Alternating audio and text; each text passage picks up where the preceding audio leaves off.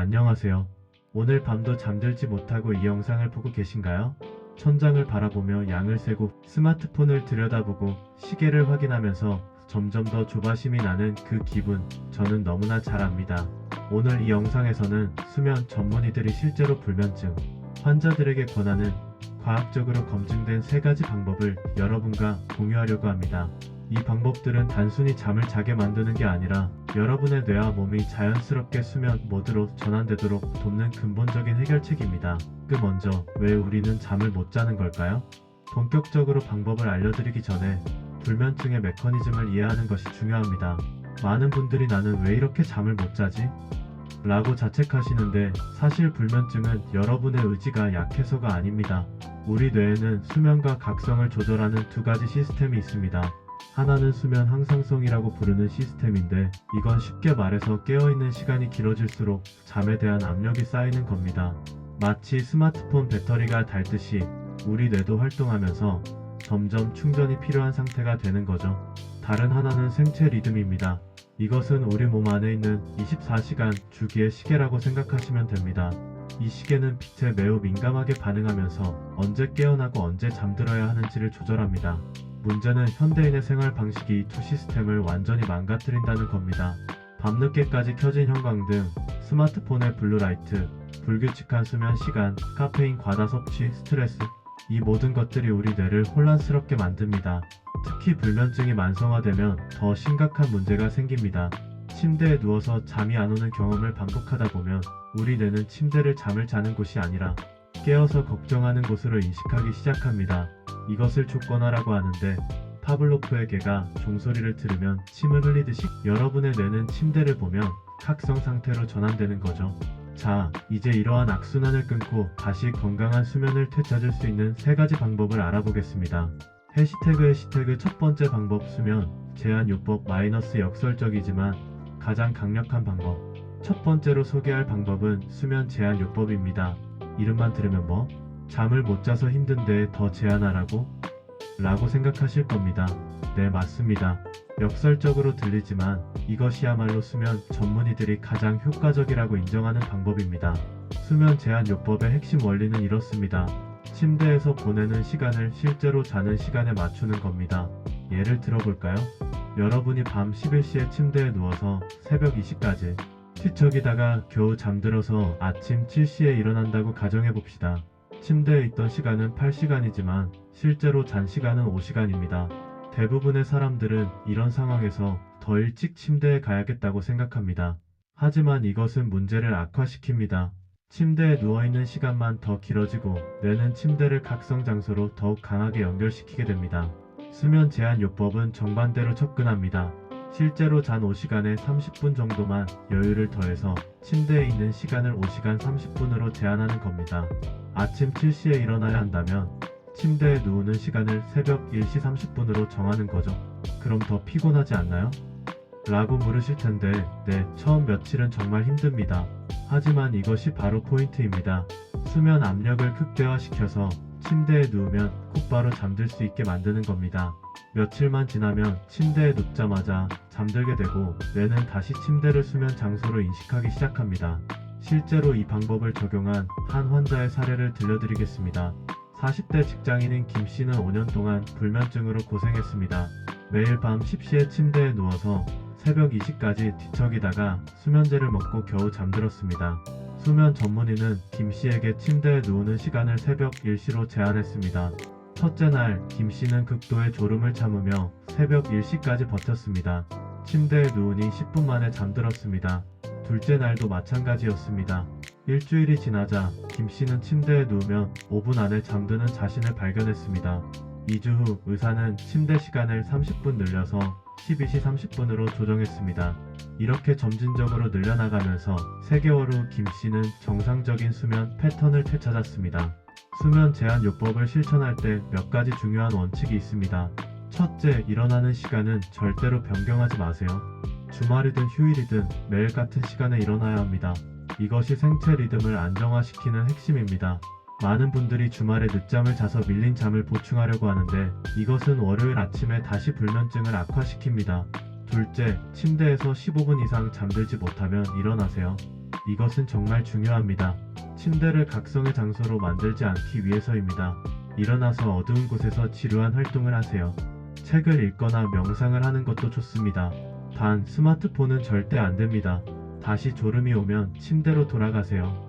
셋째, 낮잠은 절대 금지입니다. 아무리 피곤해도 참아야 합니다. 낮잠을 자면 밤에 수면 압력이 줄어들어서 다시 잠들기 어려워집니다. 오후에 졸음이 오면 잠깐 산책을 하거나 가벼운 스트레칭을 해보세요. 넷째, 카페인은 오후 2시 이후로는 절대 섭취하지 마세요.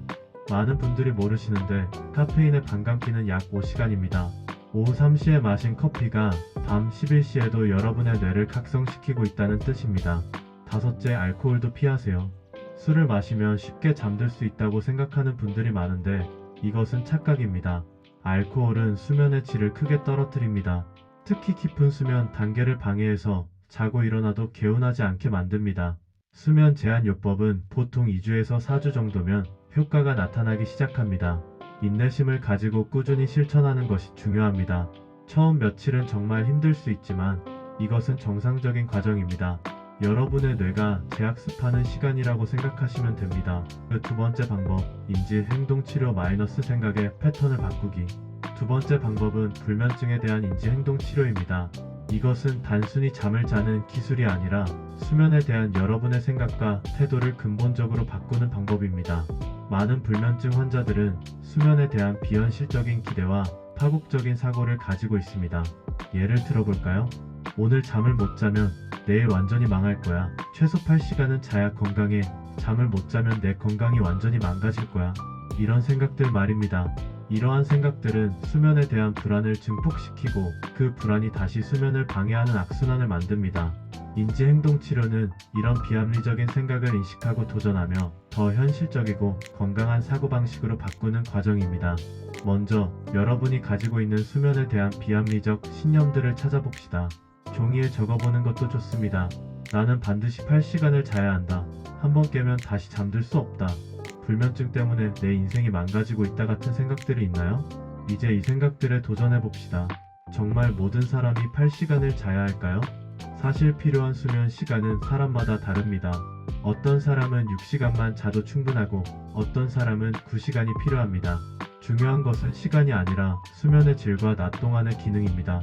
밤에 한 번 깨는 것은 사실 정상입니다. 수면 연구에 따르면 건강한 사람도 밤에 여러 번 깨어납니다. 단지 바로 다시 잠들기 때문에 기억하지 못할 뿐입니다. 한 번 깼다고 해서 수면이 망가진 게 아닙니다. 문제는 깨어난 후에 또 깼네. 이제 못 자겠지라고 생각하면서 불안해하는 거죠. 불면증이 여러분의 낮 기능에 미치는 영향도 과대평가되는 경우가 많습니다. 실제로 연구 결과를 보면 불면증 환자들이 생각하는 것만큼 낮 동안의 수행 능력이 떨어지지 않습니다. 오히려 어젯밤에 잠을 못 잤으니 오늘은 망할 거야 라는 생각 자체가 자기 충족적 예언이 되어서 실제로 기능을 저하시킵니다. 인지 재구성의 구체적인 예를 들어보겠습니다. 비합리적 사고 오늘 밤에 꼭 잠을 자야 해. 안 그러면 내일 회의에서 실수할 거야. 현실적 사고잠을 충분히 자면 좋겠지만 한두 번 잠을 덜 자도 나는 지금까지 잘해왔어. 걱정하는 것 자체가 잠을 더 방해하니까 그냥 편안하게 누워있자. 잠이 오면 오는 거고 안 오면 쉬기만 해도 괜찮아. 비합리적 사고 벌써 새벽 2시야. 이제 4시간밖에 못 자겠네. 내일 완전히 망했어. 현실적 사고 4시간 자는 것도 안 자는 것보다는 훨씬 낫지. 게다가 지금 잠들면 더 잘 수도 있어. 시계를 보면서 계산하는 것보다 그냥 눈을 감고 쉬는 게 낫겠어. 비합리적 사고 나는 평생 불면증으로 고생할 거야. 나는 원래 잠을 못 자는 사람이야. 현실적 사고 지금은 잠자는데 어려움이 있지만 이것은 일시적인 상태야. 많은 사람들이 불면증을 극복했고 나도 할 수 있어. 나는 불면증 환자가 아니라 일시적으로 수면에 어려움을 겪고 있는 사람이야. 이렇게 생각을 바꾸는 것만으로도 실제로 뇌의 활동이 달라집니다. 불안과 걱정이 줄어들면서 교감신경계의 활동이 감소하고 부교감신경계가 활성화되어 몸이 자연스럽게 이완됩니다. 인지행동치료의 또 다른 중요한 요소는 걱정시간 기법입니다. 많은 불면증 환자들이 침대에 누우면 온갖 걱정이 머릿속을 맴돕니다. 내일 회의 준비를 제대로 했나? 아이 학교 준비물을 챙겼나? 다음 달 카드값은 어떻게 내지? 이런 생각들이 끝없이 이어집니다. 걱정시간 기법은 이렇게 합니다. 저녁 시간에 잠들기 최소 2시간 전에 15분에서 30분 정도 걱정 시간을 따로 정하는 겁니다. 이 시간 동안 종이에 모든 걱정거리를 적어봅니다. 그리고 각 걱정에 대해 해결책이나 대응 방법을 간단히 메모합니다. 중요한 것은 이렇게 정해진 시간에만 걱정하고 침대에서는 걱정하지 않는다는 규칙을 정하는 겁니다. 침대에 누워서 걱정이 떠오르면 이건 내일 걱정 시간에 생각하면 되지라고 스스로에게 말하고 넘어갑니다. 이미 종이에 적어놨으니 잊어버릴 걱정도 없죠. 처음에는 어색하고 잘 안 될 수 있습니다. 하지만 2주 정도 꾸준히 하면 뇌가 학습합니다. 침대는 걱정하는 곳이 아니라 쉬는 곳이라는 것을요. 또 다른 유용한 기법은 역설적 의도입니다. 이것은 정말 흥미로운 방법인데 잠들려고 애쓰는 대신 깨어있으려고 노력하는 겁니다. 눈을 뜨고 나는 절대 잠들지 않을 거야 라고 마음속으로 되뇌는 거죠. 왜 이게 효과가 있을까요? 잠들려고 애쓰는 것 자체가 수행 불안을 만들어서 각성 상태를 유지시킵니다. 마치 시험 때 긴장하지 말라고 생각할수록 더 긴장되는 것처럼요. 역설적으로 깨어있으려고 하면 이 수행 불안이 사라지고 자연스럽게 잠이 옵니다. 실제로 한 연구에서 불면증 환자들을 두 그룹으로 나눴습니다. 한 그룹에게는 최대한 빨리 잠들어 보세요 라고 했고 다른 그룹에게는 최대한 오래 깨어 있어 보세요 라고 했습니다. 결과는 놀라웠습니다. 깨어 있으려고 한 그룹이 훨씬 빨리 잠들었습니다. 인지행동치료를 실천할 때는 수면, 일기를 쓰는 것이 큰 도움이 됩니다. 매일 아침 일어나서 간단하게 기록하세요. 몇 시에 침대에 갔는지, 얼마나 걸려서 잠들었는지, 밤에 몇 번 깼는지, 몇 시에 일어났는지, 낮 동안의 기분과 피로도는 어땠는지를요. 이렇게 기록하면 두 가지 이점이 있습니다. 첫째, 여러분의 수면 패턴을 객관적으로 볼 수 있습니다. 많은 불면증 환자들이 실제보다 자신의 수면을 더 나쁘게 인식합니다. 일기를 보면 생각보다 나쁘지 않네라고 느낄 수 있습니다. 둘째, 시간이 지나면서 개선되는 모습을 볼 수 있어서 동기부여가 됩니다. 그 세 번째 방법, 수면, 환경 최적화와 이완 기법. 세 번째 방법은 수면, 환경을 최적화하고 효과적인 이완 기법을 활용하는 것입니다. 앞에 두 가지 방법이 뇌의 학습과 사고방식을 바꾸는 것이었다면 이 방법은 몸의 생리적 상태를 수면에 최적화하는 것입니다. 먼저 수면 환경부터 살펴봅시다. 여러분의 침실은 정말 잠자기에 적합한 환경인가요? 많은 분들이 침실을 다목적 공간으로 사용합니다. 침대에서 TV를 보고 노트북으로 일하고 스마트폰으로 SNS를 확인합니다. 이것은 뇌에게 침실이 활동하는 공간이라는 신호를 보냅니다. 이상적인 침실은 시원하고 어둡고 조용해야 합니다. 구체적으로 알아봅시다. 온도부터 이야기해볼까요? 수면의 최적인 온도는 섭씨 16도에서 19도 정도입니다. 많은 분들이 놀라시는데 생각보다 꽤 서늘한 온도죠. 우리 몸은 잠들기 위해 체온을 낮춰야 합니다. 체온이 떨어지는 것이 수면의 신호가 되는 거죠. 방이 너무 따뜻하면 이 과정이 방해받습니다. 잠들기 시간에서 이 시간 전에 따뜻한 물로 목욕하는 것이 도움이 되는 이유도 여기에 있습니다. 목욕 후 몸이 식으면서 체온이 급격히 떨어지는데 이것이 수면을 촉진합니다. 단, 잠들기 직전에 뜨거운 물로 샤워하면 오히려 역효과입니다. 체온이 올라가서 각성 상태가 되거든요. 다음은 빛입니다. 빛은 우리의 생체 리듬을 조절하는 가장 강력한 신호입니다. 특히 블루라이트라고 불리는 짧은 파장의 빛은 멜라토닌 분비를 억제합니다. 멜라토닌은 우리 몸의 수면 호르몬인데 어두워지면 분비되기 시작해서 잠을 유도합니다. 스마트폰, 태블릿, 컴퓨터, TV는 모두 블루라이트를 많이 방출합니다. 그래서 잠들기 최소 1시간 전에는 이런 기기들을 사용하지 않는 것이 좋습니다. 하지만 잠들기 전에 스마트폰을 보는 게 유일한 휴식 시간인데 라고 생각하실 수 있습니다. 이해합니다. 하지만 이것이 여러분의 수면을 해치고 있다면 대안을 찾아야 합니다. 블루라이트 차단 안경을 쓰거나 기기의 야간 모드를 활성화하는 것도 어느 정도 도움이 됩니다. 하지만 가장 좋은 방법은 정말로 기기를 멀리하는 겁니다. 대신 종이책을 읽거나 부드러운 음악을 듣거나 가벼운 스트레칭을 해보세요. 침실은 가능한 한 어두워야 합니다. 가로등 불빛이나 차량의 불빛이 들어온다면 암막 커튼을 설치하세요. 작은 LED 불빛들도 신경 쓰입니다. 전자기기의 대기모드 불빛, 디지털 시계 불빛 같은 것들이요. 이런 것들을 가리거나 뒤집어 놓거나 아예 침실에서 치우세요. 소음도 중요합니다. 완벽한 정적이 좋은 사람도 있고 약간의 백색 소음이 좋은 사람도 있습니다. 백색 소음은 갑작스러운 소리를 가려주는 역할을 합니다. 에어컨 소리나 선풍기 소리가 백색 소음의 예입니다. 요즘은 백색 소음 앱이나 기기도 많이 나와 있습니다. 귀마개도 좋은 선택입니다. 특히 주변이 시끄러운 환경이라며 처음에는 귀마개가 불편할 수 있지만 며칠 쓰다 보면 적응됩니다. 침대와 침구도 살펴봐야 합니다. 매트리스가 너무 낡았거나 불편하다면 교체를 고려해보세요. 베개의 높이도 중요합니다. 너무 높거나 낮으면 목이 불편해서 수면의 질이 떨어집니다. 이제 이완 기법에 대해 이야기해봅시다. 몸과 마음을 이완시키는 것은 수면으로 가는 자연스러운 다리입니다. 여러 가지 효과적인 기법들이 있는데 여러분에게 맞는 것을 찾아보세요. 먼저 폭식호흡법입니다.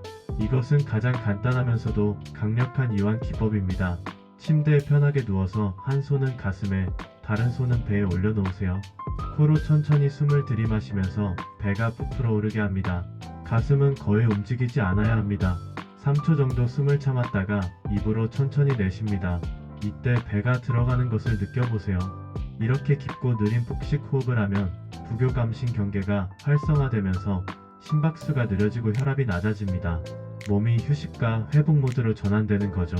최소 5분에서 10분 정도 지속하면 효과를 느낄 수 있습니다. 특히 효과적인 것이 4-7-8 호흡법입니다. 이것은 수면 전문가들이 자주 추천하는 방법인데요. 코로 4초 동안 숨을 들이마시고 7초 동안 숨을 참고 8초 동안 입으로 숨을 내쉽니다. 이 패턴을 4번 정도 반복하면 됩니다. 처음에는 7초 동안 숨을 참는 게 힘들 수 있는데 억지로 할 필요는 없습니다. 자신에게 편한 범위 내에서 하되 내쉬는 시간을 들이마시는 시간보다 길게 하는 것이 핵심입니다. 점진적 근육 이완법도 매우 효과적입니다. 이것은 몸의 각 부위를 차례대로 긴장시켰다가 이완하는 방법입니다. 발끝부터 시작해볼까요? 발가락에 힘을 주어 5초 정도 긴장시킨 후 갑자기 힘을 빼면서 이완되는 느낌에 집중합니다. 그 다음 발목, 종아리, 허벅지 이렇게 위로 올라가면서 각 근육 그룹을 긴장시키고 이완합니다. 얼굴까지 올라갔다면 이제 전신이 이완된 상태입니다. 이 과정에서 중요한 것은 긴장과 이완의 차이를 명확하게 느끼는 것입니다. 많은 사람들이 평소에 자신이 얼마나 긴장하고 있는지 모릅니다. 이 운동을 통해 긴장과 이완의 차이를 배우면 일상생활에서도 긴장을 알아차리고 의식적으로 이완할 수 있게 됩니다. 심상 기법도 효과적입니다. 편안하고 평화로운 장면을 상상하는 거죠. 예를 들어 조용한 해변을 걷는 모습을 상상해 보세요. 발밑에 부드러운 모래, 살랑거리는 바람, 파도 소리, 따뜻한 햇살, 모든 감각을 동원해서 최대한 생생하게 상상합니다. 중요한 것은 스토리가 있는 상상이 아니라 정적이고 평화로운 장면이어야 한다는 겁니다. 모험이나 액션이 있는 상상은 오히려 뇌를 각성시킵니다. 같은 장면을 반복해서 상상하면 나중에는 그 장면을 떠올리는 것만으로도 이완 반응이 일어나게 됩니다. 명상도 훌륭한 방법입니다. 특히 바디 스캔 명상은 수면에 도움이 됩니다. 발끝부터 시작해서 천천히 주의를 위로 올리면서 각 신체 부위의 감각을 관찰합니다. 지금 내 발가락은 어떤 느낌이지? 따뜻한가? 차가운가? 무거운가? 가벼운가? 이렇게 비판단적으로 관찰하는 거죠. 많은 분들이 명상을 하다가 잡념이 들면 실패했다고 생각하는데 그렇지 않습니다. 잡념이 드는 것은 자연스러운 현상입니다. 중요한 것은 잡념을 알아차리고 다시 호흡이나 신체 감각으로 주의를 돌리는 것입니다. 이 과정 자체가 마음의 훈련입니다. 요즘은 명상 앱들이 많이 나와 있어서 가이드를 따라하기 쉽습니다. 다만 스마트폰을 사용한다면 블루라이트에 주의하세요. 화면을 최대한 어둡게 하거나 야간 모드를 켜거나 아예 음성만 듣고 화면은 뒤집어 놓는 것이 좋습니다. 수면 전 루틴을 만드는 것도 매우 중요합니다. 매일 같은 시간에 같은 순서로 하는 행동들이 뇌에게 이제 잠잘 시간이야 라는 신호를 보냅니다. 마치 어렸을 때 부모님이 책을 읽어주고 불을 꺼주던 것처럼요. 좋은 수면 루틴의 예를 들어볼까요? 잠들기 1시간 전부터 시작합니다. 먼저 조명을 어둡게 합니다. 전등을 끄고 간접 조명만 켜거나 조도를 낮춥니다. 30분 정도 책을 읽거나 부드러운 음악을 듣습니다. 그 다음 세면하고 잠옷으로 갈아입습니다. 침실로 가서 5분 정도 스트레칭을 합니다. 침대에 누워서 10분 정도 호흡 운동이나 명상을 합니다. 이런 식으로 자신만의 루틴을 만들어 보세요. 루틴은 일관성이 핵심입니다. 주말이나 휴일에도 같은 루틴을 따르세요. 처음 2주 정도는 효과가 크게 느껴지지 않을 수 있지만 계속하다 보면 루틴을 시작하는 것만으로도 몸이 자연스럽게 수면 모드로 전환되는 것을 느낄 수 있습니다. 아침 루틴도 중요합니다. 특히 햇빛을 받는 것이 생체 리듬을 조절하는 데 결정적입니다. 일어나서 최대한 빨리 밝은 빛에 노출되세요. 창문을 열고 햇빛을 쬐거나 밖에 나가서 산책하는 것이 좋습니다.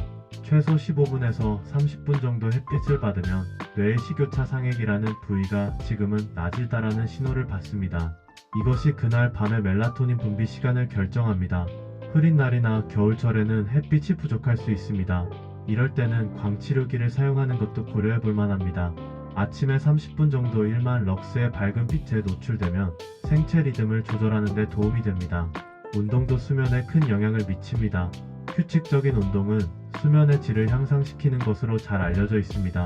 하지만 타이밍이 중요합니다.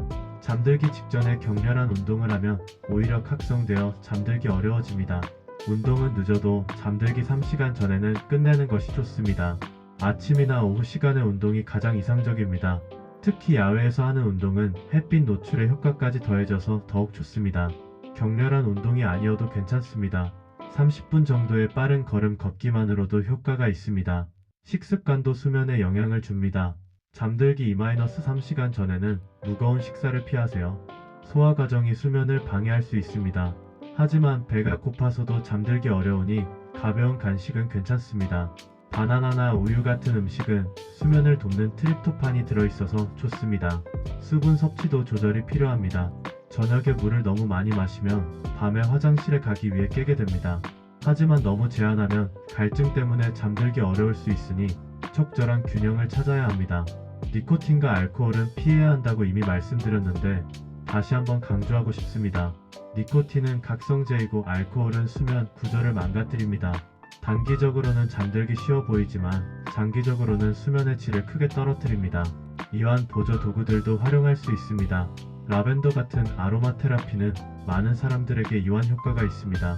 라벤더 오일을 베개에 한두 방울 떨어뜨리거나 디퓨저를 사용해 보세요. 과학적 연구에서도 라벤더의 진정 효과가 입증되었습니다. 가중 담요도 일부 사람들에게 도움이 됩니다.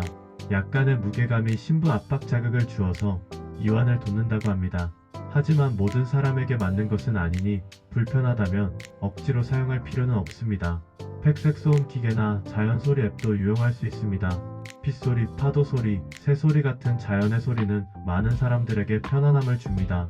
자신에게 맞는 소리를 찾아보세요. 이 모든 것을 어떻게 실천할까요? 지금까지 3가지 방법을 자세히 살펴봤습니다. 수면 제한 요법, 인지행동치료, 그리고 수면 환경 최적화와 이완 기법. 이제 이 많은 것을 다 어떻게 하지? 라고 막막하게 느끼실 수 있습니다. 걱정하지 마세요. 한꺼번에 다 할 필요는 없습니다. 오히려 그렇게 하면 부담스러워서 아무것도 하지 못할 수 있습니다. 단계적으로 접근하는 것이 중요합니다. 첫 주에는 수면 일기를 쓰는 것부터 시작하세요. 자신의 현재 수면 패턴을 파악하는 것이 모든 변화의 시작입니다. 동시에 일어나는 시간을 일정하게 맞추세요. 이것만으로도 큰 변화가 시작됩니다. 둘째 주부터는 수면 제한 요법을 시작할 수 있습니다. 일기를 통해 실제로 자는 시간을 계산하고 침대에 있는 시간을 그에 맞춰 조정하세요. 처음에는 힘들지만 이것이 가장 강력한 변화를 만들어냅니다. 셋째 주에는 인지 재구성을 추가하세요. 수면에 대한 비합리적인 생각들을 찾아내고 더 현실적인 생각으로 바꿔보세요. 걱정 시간 팁업도 이때 시작할 수 있습니다. 넷째 주에는 수면 환경을 점검하고 개선하세요. 침실을 더 어둡게, 시원하게, 조용하게 만드세요. 수면 전 루틴도 이때 확립할 수 있습니다. 다섯째 주부터는 이완 기법을 본격적으로 연습하세요. 여러 가지 방법을 시도해보고 자신에게 가장 잘 맞는 것을 찾으세요. 이렇게 단계적으로 접근하면 8주에서 12주 정도면 상당한 개선을 경험할 수 있습니다. 물론 개인차가 있습니다. 어떤 사람은 더 빨리 좋아지고 어떤 사람은 더 오래 걸릴 수 있습니다. 중요한 것은 꾸준히 실천하는 것입니다. 실패와 좌절도 여정의 일부입니다. 어떤 날은 모든 것을 완벽하게 지키지 못할 수 있습니다. 괜찮습니다. 완벽할 필요는 없습니다. 80% 정도만 지켜도 충분히 효과가 있습니다. 실패한 날이 있다고 해서 자책하지 마세요. 다음날 다시 시작하면 됩니다. 때로는 한 걸음 전진하고 반 걸음 후퇴하는 것처럼 느껴질 수 있습니다. 며칠 동안 잘 자다가 갑자기 다시 잠들기 어려운 날이 올 수 있습니다. 이것도 정상입니다. 스트레스, 생활의 변화, 몸 상태 등 여러 요인이 수면에 영향을 줍니다. 중요한 것은 일시적인 후퇴에 낙담하지 않고 계속 나아가는 것입니다. 지지 시스템을 만드는 것도 도움이 됩니다. 가족이나 친구에게 여러분이 수면 개선을 위해 노력하고 있다고 말하세요. 그들의 이해와 지지가 큰 힘이 됩니다. 예를 들어, 가족에게 저녁 시간에는 조명을 어둡게 해달라고 부탁하거나 친구에게 늦은 시간에 전화는 자제해달라고 요청할 수 있습니다. 때로는 전문가의 도움이 필요할 수 있습니다.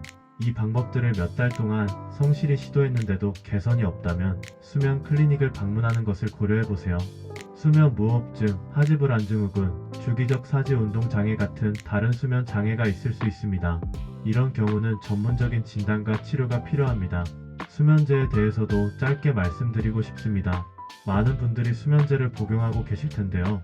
수면제는 단기적인 해결책일 수는 있지만 장기적인 해답은 아닙니다. 수면제는 자연스러운 수면 구조를 만들어내지 못하고 의존성이 생길 수 있으며 장기 복용 시 여러 부작용이 있을 수 있습니다.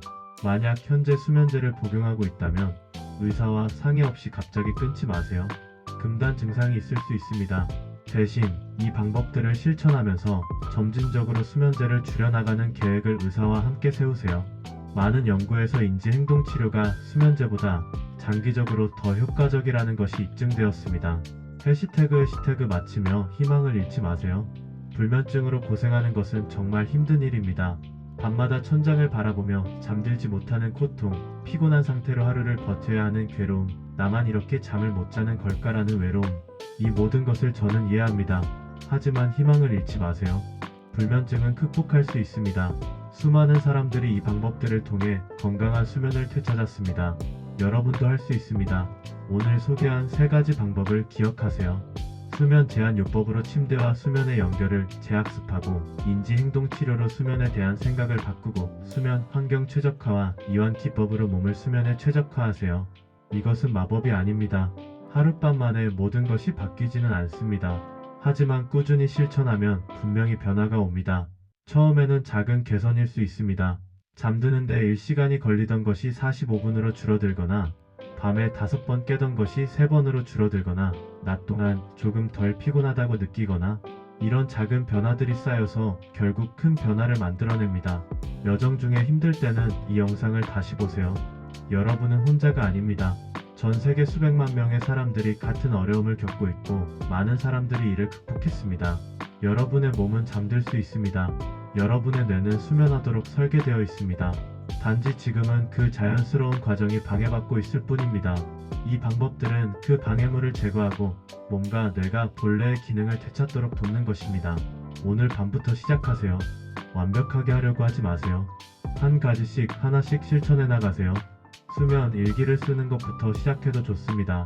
일어나는 시간을 일정하게 맞추는 것부터 시작해도 좋습니다.